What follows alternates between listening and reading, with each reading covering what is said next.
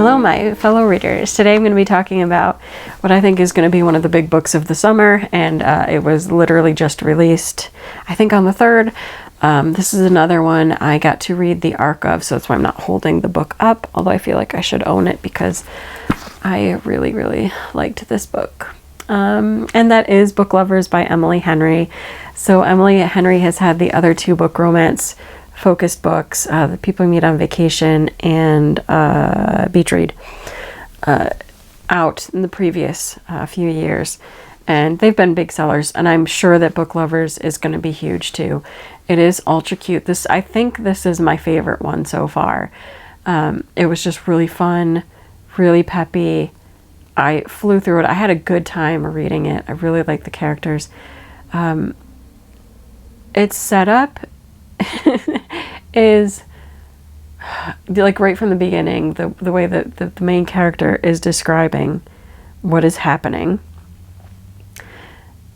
She describes herself as, you know, those movies, and I'm just going to say, I'll say Hallmark because they don't reference the network, but it's like Hallmark.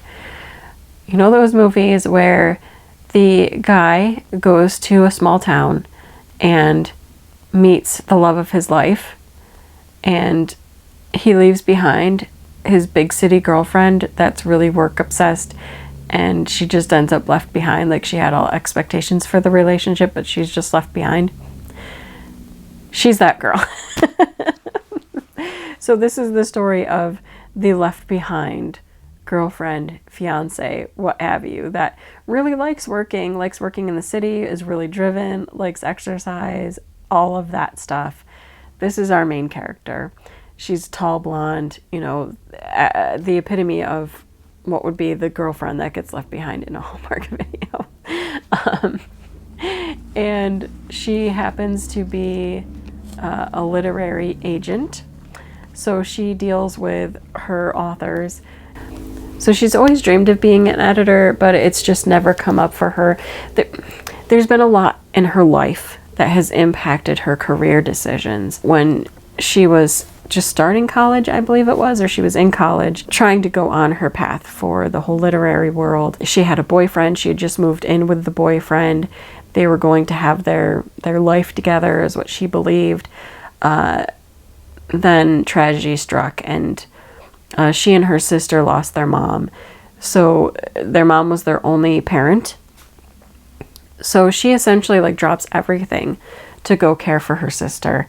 And then she makes career decisions just in order to have the funding to have her sister go to whatever college her sister wants, to make whatever dreams her sister wants come true happen. I wanted to look up the author's, not the author. I wanted to look up the main character's name because I couldn't read my writing, and I'm like, I'm terrible with names, by the way.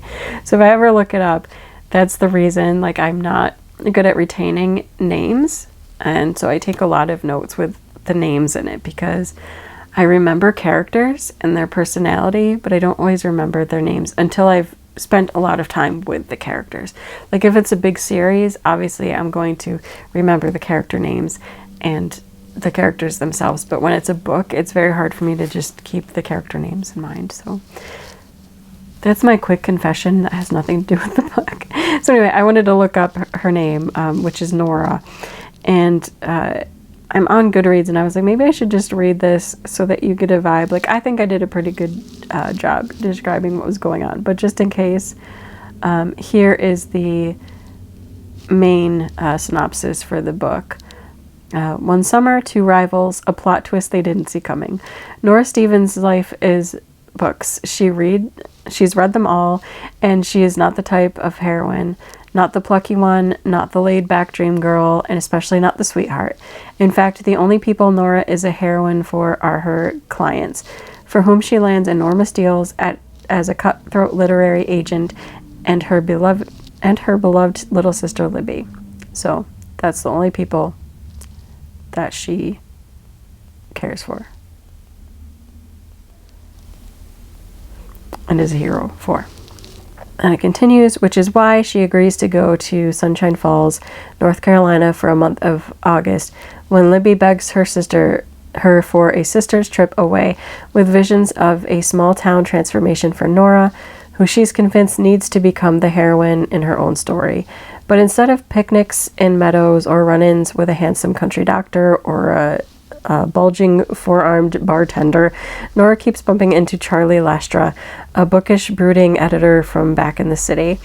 It would be a meet cute if not for the fact that they've met many times and it's never been cute. If Nora knows she's not an ideal heroine, Charlie knows he's nobody's hero. But as they are thrown together again and again in a series of coincidences no editor worth their salt would allow, what they discover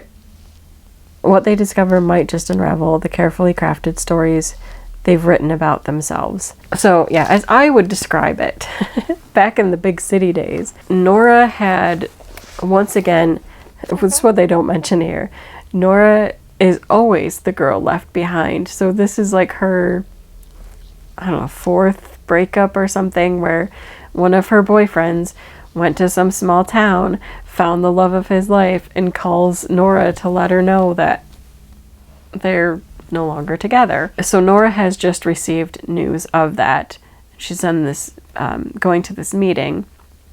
The meeting happens to be with Charlie Lastra. Charlie himself has just gotten bad news. I don't think we find out about the news until much later in the book, so I'm not going to spoil any of that. But he himself has just gotten some not so great news.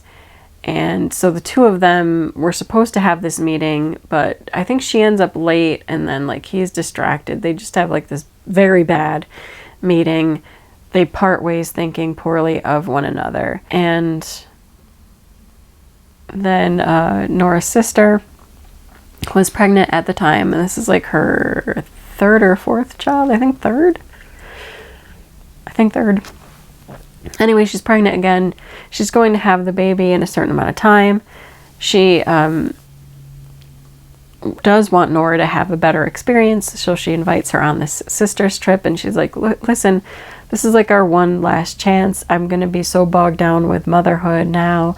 My husband's got the other kids. Let's do this sister's trip, and they make like a bucket list of things that they'll do that are supposed to help Nora, like meet somebody and find her own romance.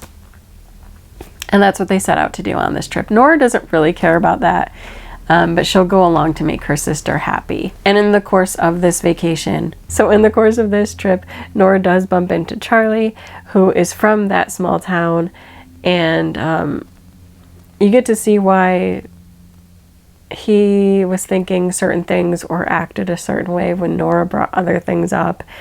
And they really do have like a cute kind of enemies to lovers relationship, like the whole sparring. There are other potential interests for Nora, but none of them, they don't have that chemistry that she has with Charlie that makes it fun. Like, you like seeing them interact and kind of spar with one another and bring out the best in one another. It's just really fun. It's really cute. This is just such a good read for the summer, especially if you're looking for something light and romantic and fun. Perfect summer read, which Emily Henry's been so great at the past couple of years.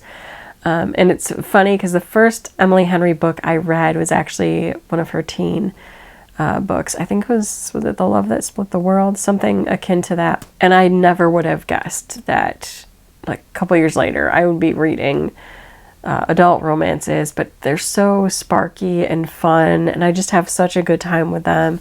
And they do get me in the mood for summer and those just easy read vibes. It's so good. I would 100% recommend book lovers. And again, it's perfect if you're someone like me who not only do you like reading books, but you like books about books and people who are in like the literary world. Like, literary romances are really fun, and this is the perfect one for that. It's just great, and the banter between Charlie and Nora is great, and the way they sort of assess one another and see like what are their goals and what would make them happy, that even as like non-established romantic partners are willing to like encourage one another to do, and especially on Charlie's part, encouraging Nora, because you do find out that Nora always wanted to be a book editor, and it was really just the sacrifices that she made for Libby that kept her from pursuing that. And so in a lot of ways, Charlie is trying to get her to see her potential and maybe reach out to jobs where she could be a book editor.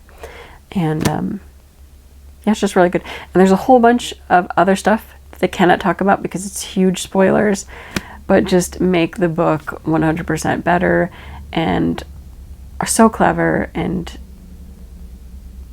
also very humanistic. Like, things are being done in a grander scheme than what's first presented. I'll just say it like that because I don't know how else to word it. And it's fun getting that revealed and seeing it all. And I was just really a huge fan of this. And yeah, once again, I think this is my favorite Emily Henry book so far. I really liked both Beach Read and The People You Meet on Vacation, but I think like this is my top one because it was really fun. I do think this has great like movie potential, and I just really enjoyed it, and I would really recommend it. Obviously, if you're not super into light romances, you might just be like, no, and dismiss me offhand, but I like it. It's super good. And that's it for this video. Until next time, bye.